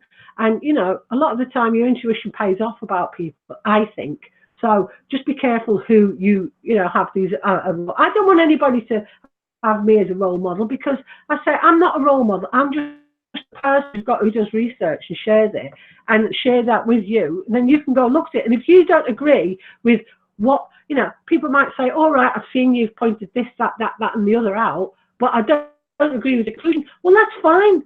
You know, if you don't agree with my conclusion, that is completely fine. But at least you've seen the evidence and you've come to that conclusion because of it. So that's the thing about researchers and hero worship. I'm not into all that at all. So shall we just quickly go on talk about the what was I going to say? Oh yeah, Extinction Rebellion. But can I just get in a little bit? I mean, the Extinction Rebellion thing. That's going to be that. We'll talk about that. I just wanted to get your opinions on what's going on at the moment. I mean, because we talked earlier on and we mentioned what's going on now. You know, when we first started talking about false flags and things that have happened in the past, what's going on now is just as important. Now, what do you make of this? This thing of please excuse the crassness of what I'm about to say, but this whole throwing milkshakes on these, Tommy Robinson or Nigel Farage got one today, didn't he? To me, it's as though they're jizzing on them. You know what I mean? It looks as if they're jizzing on him. That's the impression for me. You know, I just thought it looks like he's jizzing on the guy. You know,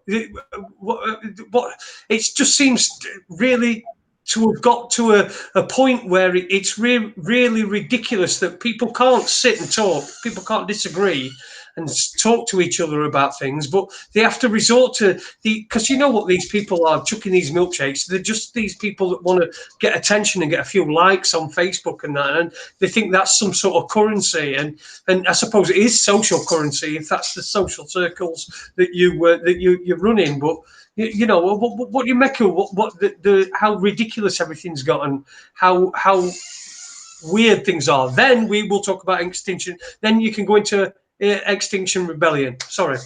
Well, to be honest with you, I've never heard of it. That's the first I've ever heard. I didn't know anything about anything to do with milkshakes or anything like that. I really don't know what it's about, Jason, I have to be honest. Okay, well, I'll just give you. I won't ask you to comment on it since you don't know, but I'll just tell you it's Nigel Farage has had a milkshake chucked on him today. A couple of weeks ago, Tommy Robinson were at somewhere campaigning for whatever he's standing for, and he had a milkshake chucked on him. And it doesn't matter what you think of these people. I mean, this is just pathetic behaviour on behalf of people that are trying. And for me, the stupidity of it is it looks like you're just coming all over him. You know, like it just seems ridiculous. But anyway, yeah, get on to Extinction Rebellion. I think away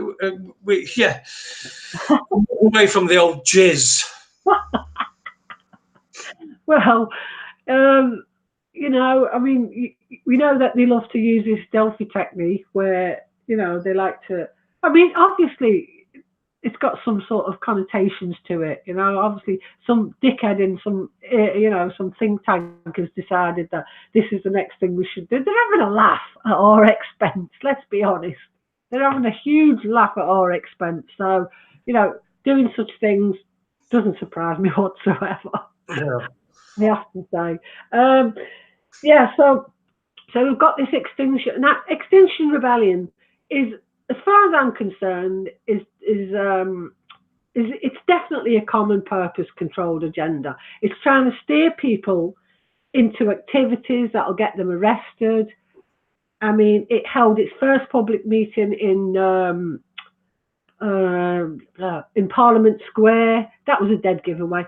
And they also have a database of campaigners. So they classify those willing to break the law to protest, or domestic terrorists. Right, that's what they claim people are, who are going to break the law to protest, domestic terrorists. Right, so this Extinction Rebellion are pushing for that, for mass arrest, and even on the application forms they ask questions about are people willing to be arrested and all that bullshit.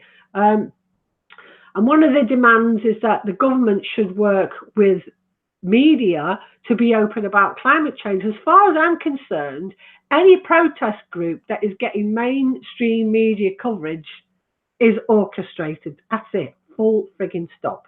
Yeah. Right? Now, I've got a great article on my website by Tasha Crett. I'd recommend that anyone should go and read that.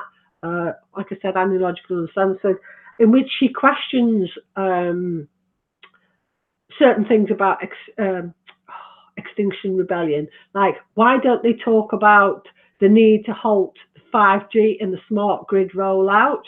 And why have they got such strong links with those pushing this smart grid agenda?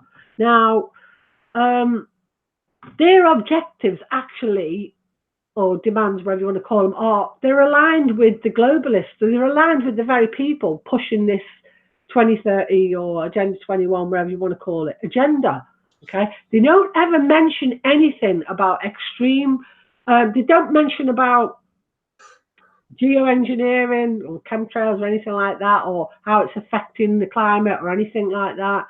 Their solutions include this Green New Deal. It's all under the guise of saving the planet, but it always includes the global deployment of 5G and the smart grid, including smart cities, smart meters, smart tech, internet, all of that shit. Right now, there's a video doing the rounds in which the leader of this fake group openly claims that the government are involved.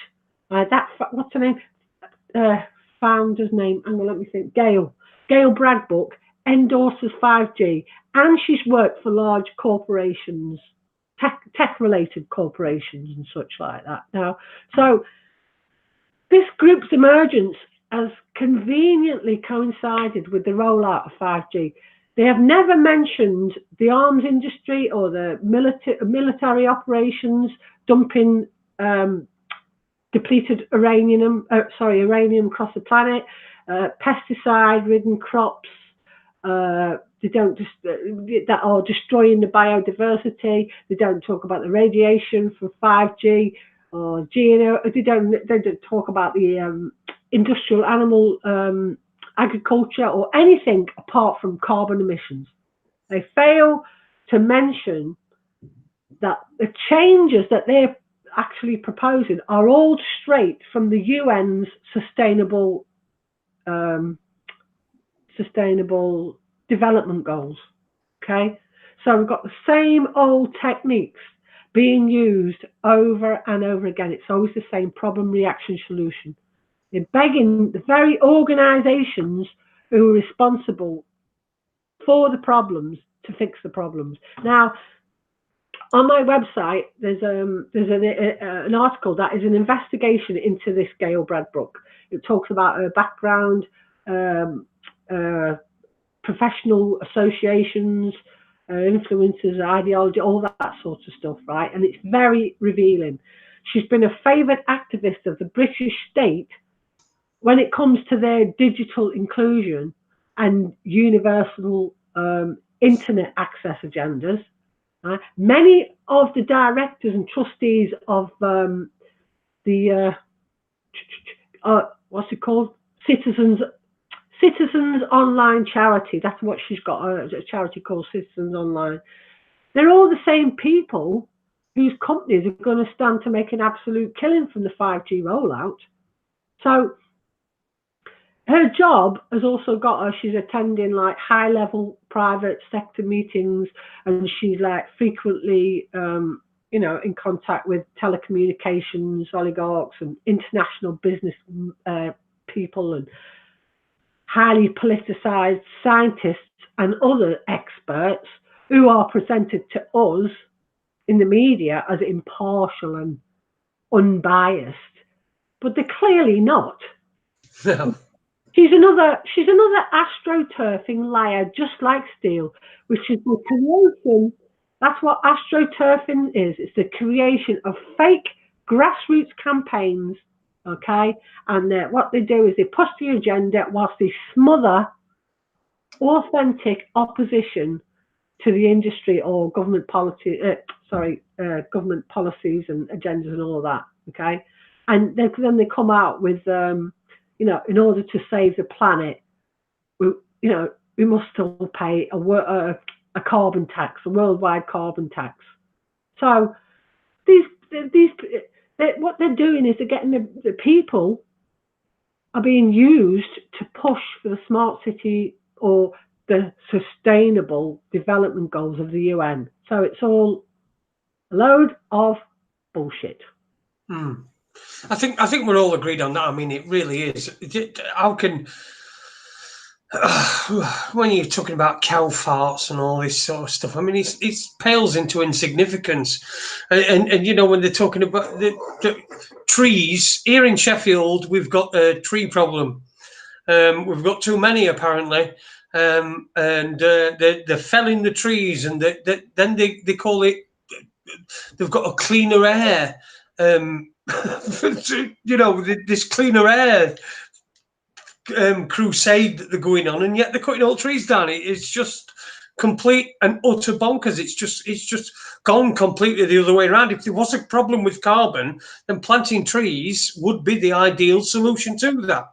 But there isn't, is there? Genuinely, there is no problem with carbon in the atmosphere. I think I read somewhere, and I don't know if you could verify this or whether you know or not, but when a volcano erupts, it pumps more carbon into the atmosphere than we've ever done in the entire industrial age.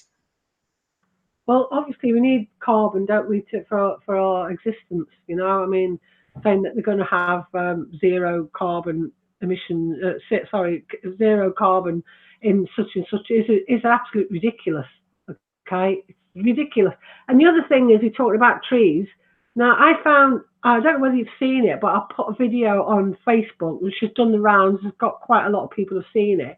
But I found a guide for planners and local authorities, which was dated from last year, about 5G planning and the geospatial considerations needed for the 5G planning, and the evidence from the project work conducted, which was conducted along with the Met Office and some university that I can't remember at the minute. But anyway, they identified that any object over 10 centimetres should be considered when they're planning the networks. This implies that mapping of these objects must be done at 10 centimetre resolution or better for best results. In practice, and then they state that it's not always necessary and all this sort of stuff.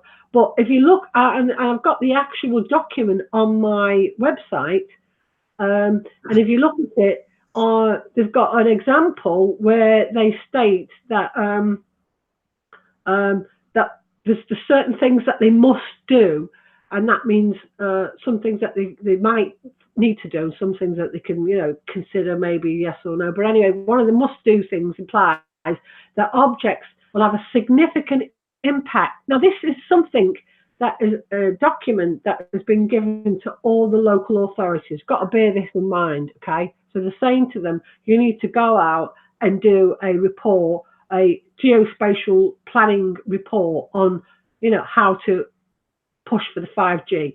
And they state in it quite categorically that trees and bushes will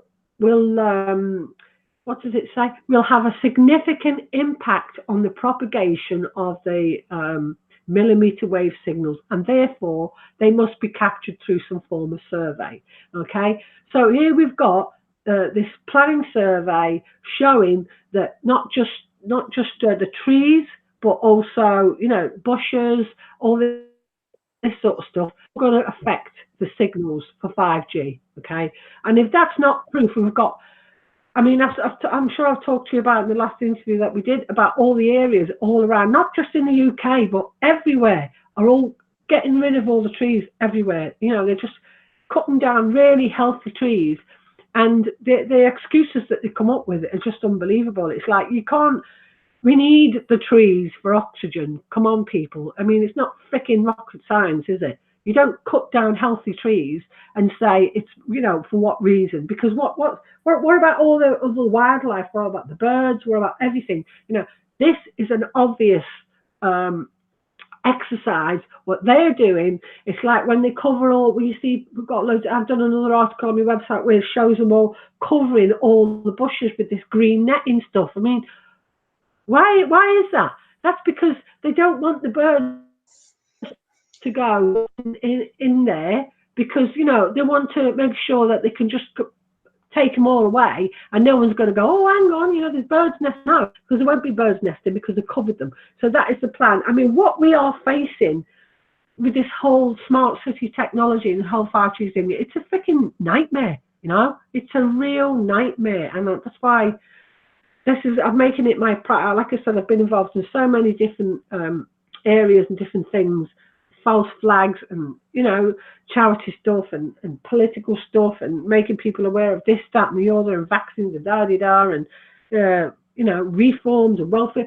But I actually, after all these years, and I've been at it for a few years now, right, that I am adamant that this is the most dangerous and encompassing technology that we're now being faced that is going to really affect.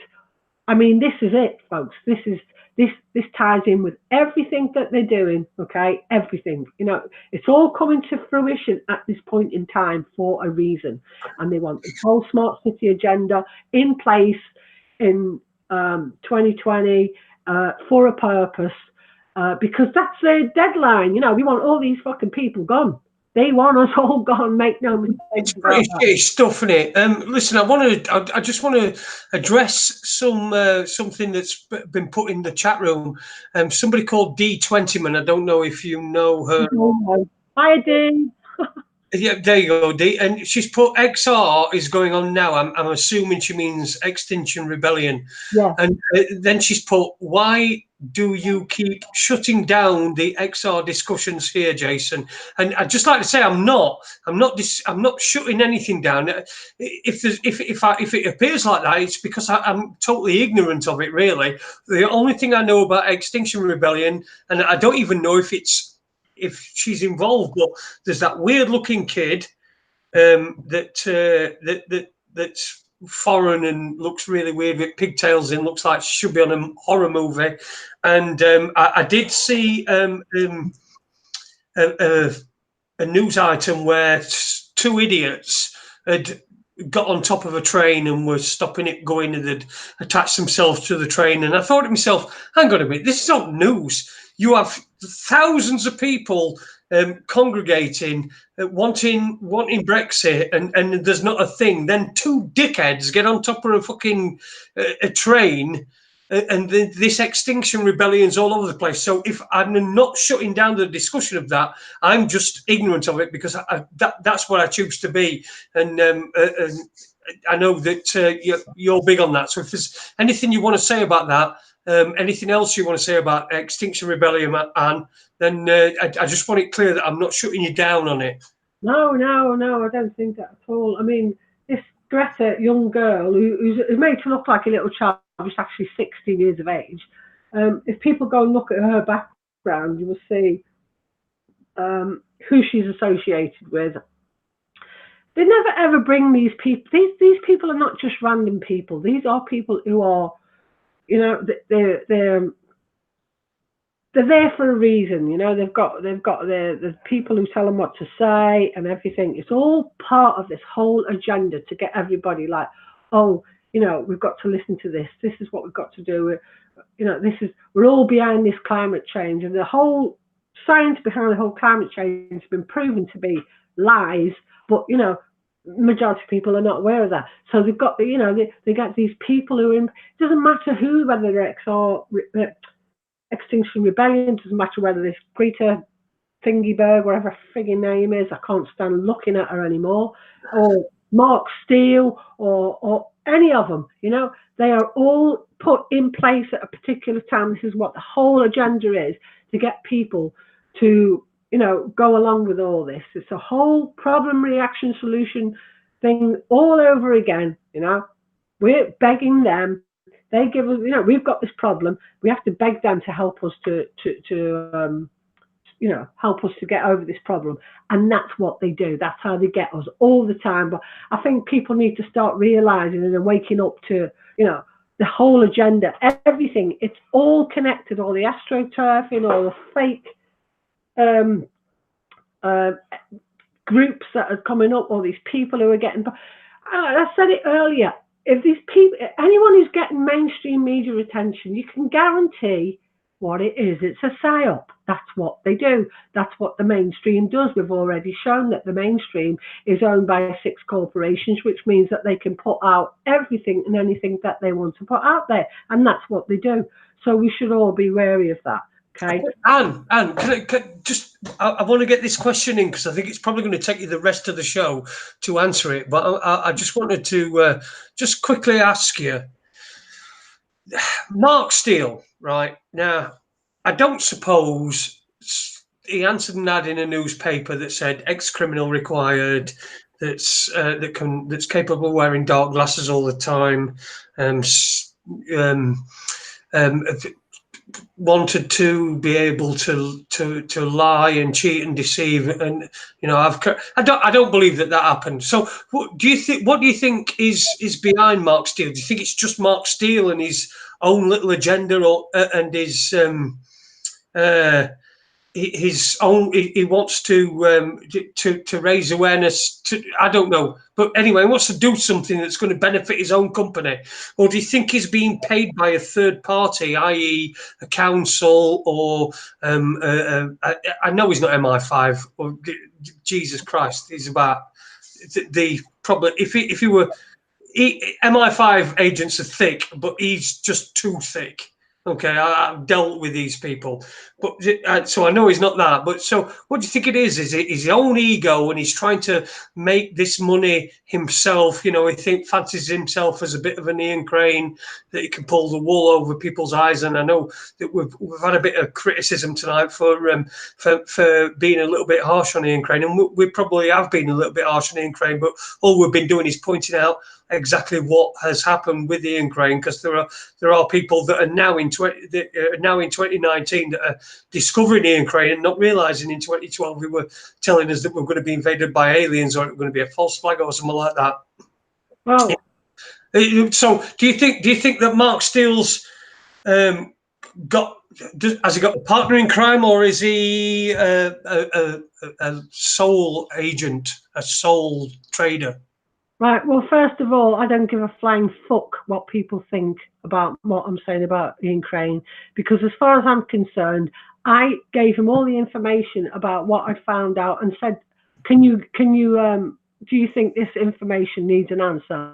And he basically turned and said, I call it a veiled threat. He said, I strongly advise you to stick to your campaign and leave Mark Steele alone. Now, to me, that says it all, okay? Yeah, that's a threat. That's a threat. He could have written back and said, right, I'll look into this, and then never written back to you again. You know. Exactly. So I am not going to take that lightly. Like, if someone says to me, I strongly advise you to stick to your campaign, that is saying to me, you best shut up. And I've also had this woman called Kathy Dowd, who's got all the groups, all the 5G groups on Facebook, by the way. She's got hundreds of them, so it's obviously a full-time job, because I've got one campaign group. It takes me all my time to run, and she is promoting Mark Steele on all of them, and she's also in with Crane. So as far as I'm concerned, these people are working together, okay, and that's what they do. And as far as Mark Steele goes, of course he's not working just for the money. Obviously, you get your perks of the job, you get your idealization, you get your finances and all that. But like I said from the beginning, okay, he advertised Horizon 2020 on his LinkedIn profile, and that's what made me look into it more. And one of the initiatives of the Civitas projects, which Gateshead Council and Steel also have advertised on their Civitas. Gateshead Councils have got Civitas projects going, and he advertised them on his LinkedIn profile. They are one of the initiatives is a project, and I've said this before, which includes, and it's a massive red flag. One of the initiatives of the Civitas projects, funded by Horizon 2020, and which are both advertised by Gateshead and Steel, involve a project called the Sunrise Project.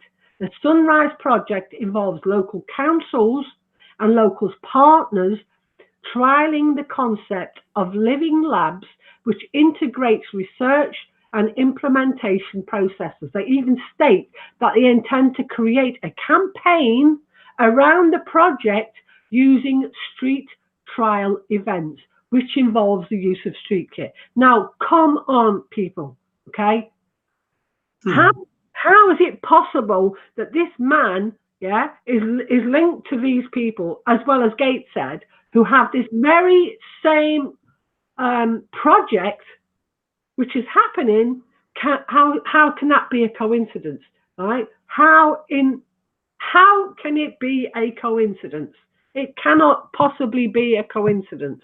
And then we talk about, well, they're talking about using local partners. Well, how do we know that, Steel's a local partner? Well, I've already stated time and time again that in 2013, Steel was part of a process with his company called Review in a smart specialization project, which was funded by Horizon 2020, with the aim of finding Gateshead Council to get the funding to promote the smart city stuff.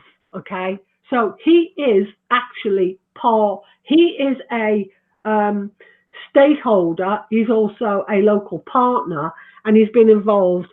Now, when people say it's nothing to do with it, 2013, they were trying to get the funding for between then and now, which they've got, right? So you've got this project. Now, this project called Sunrise is stands for Sustainable Urban Neighborhoods, by the way, okay?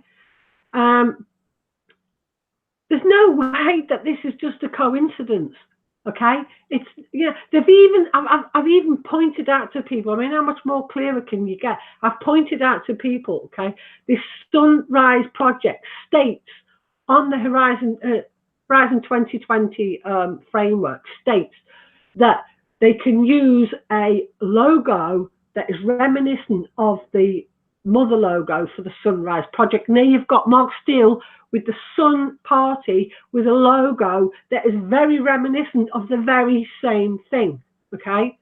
Now, he's not a lone person, not at all, okay? He's obviously being funded by the EU, as are Gateshead Council. There's no doubt about that. I've already proven that, okay? They're trying to say this has got nothing to do with him. It's all, it's just a coincidence. Well, if you actually, there's no such things as coincidence. These are facts, right? The facts are what they are, and you can't deny the facts, okay? So you have to look at what is going on with these people. The fact that all the court cases and all the anomalies that go on within the court cases always involve Gateshead Council and others, okay?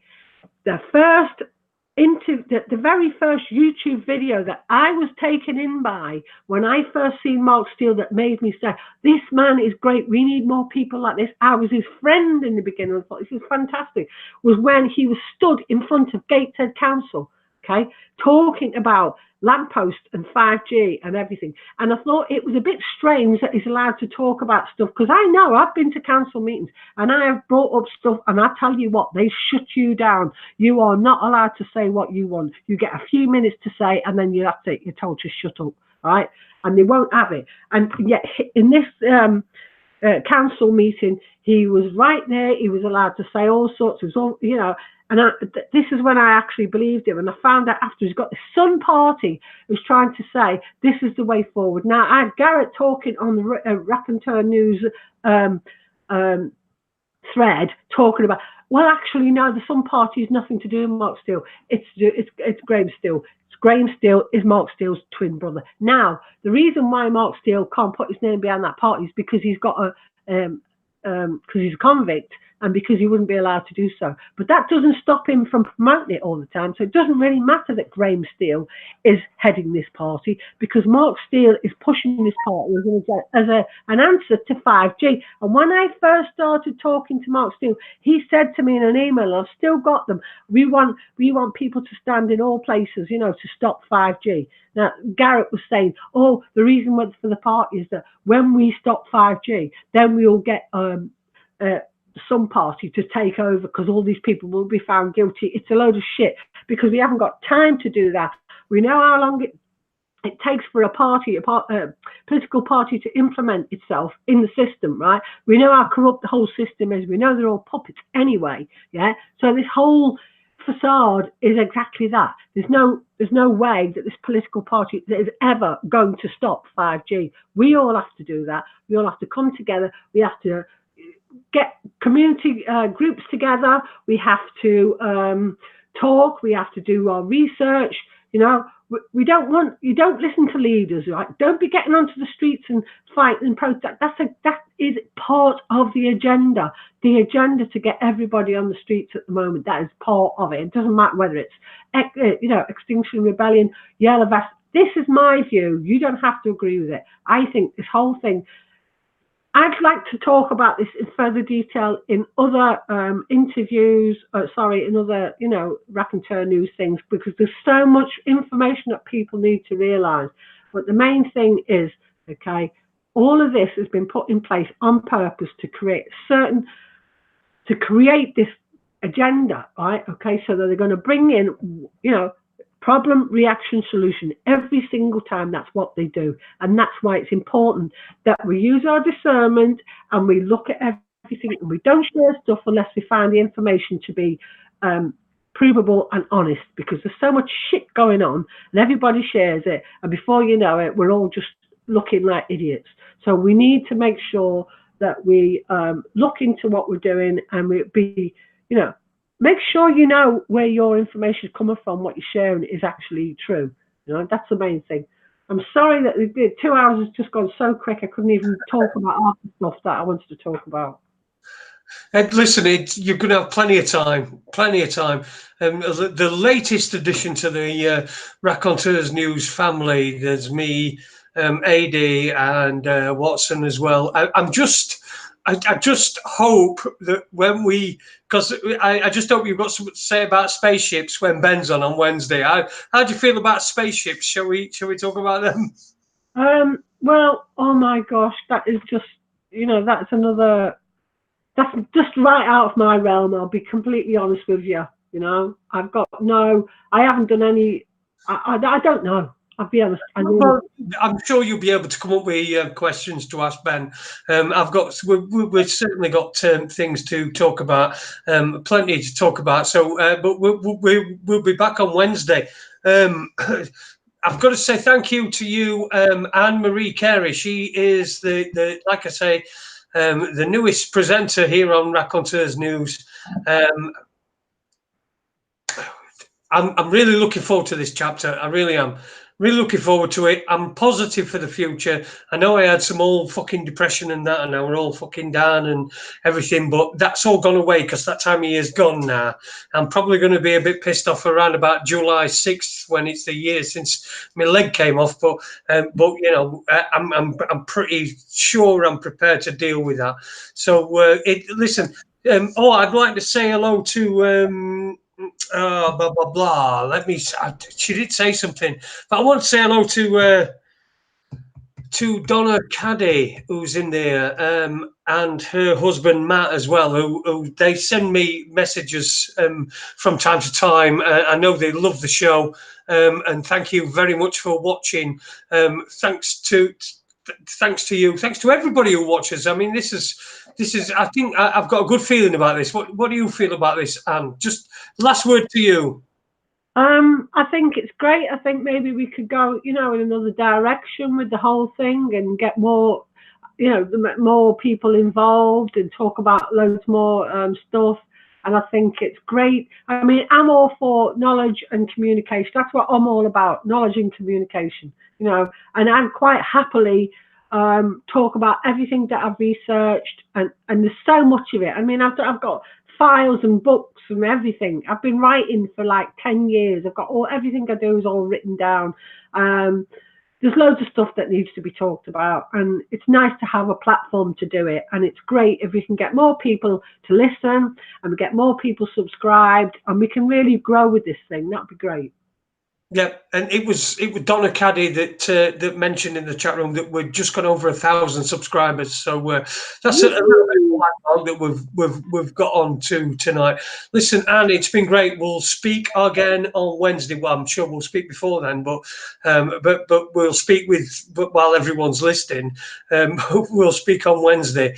Welcome aboard. Welcome here to Raconteurs News. Listen, all I want to say is support people that are doing independent stuff. We don't do this for money, for fame, for anything. If we did it for fame, for fuck's sake, I've been at this for 3 years, and I'm getting nowhere at the moment. So I don't do it for the fame. I do it because I like to talk to people. I like to get my ideas out there because nobody in our house will listen to me. My wife will listen to me, but she'll give the impression that she's listening to me, but she won't. She won't. I know she really isn't. She's doing her stuff. But listen, thanks very much to everybody who's watched tonight. Give us a thumbs up, give us a like and a subscribe, and we'll see you on Wednesday night. We've got Ben Emlyn Jones. He's going to be coming in. I'm going to get Andrew Johnson on as well, probably next week, seeing as we now know that Anne knows him as well and is familiar with him. So we'll get Andrew Johnson on as well. So thanks for listening to us tonight. Thank you to Anne. Welcome to Raconteurs News. We'll see you on Wednesday night. This is never over. Take it easy. Bye.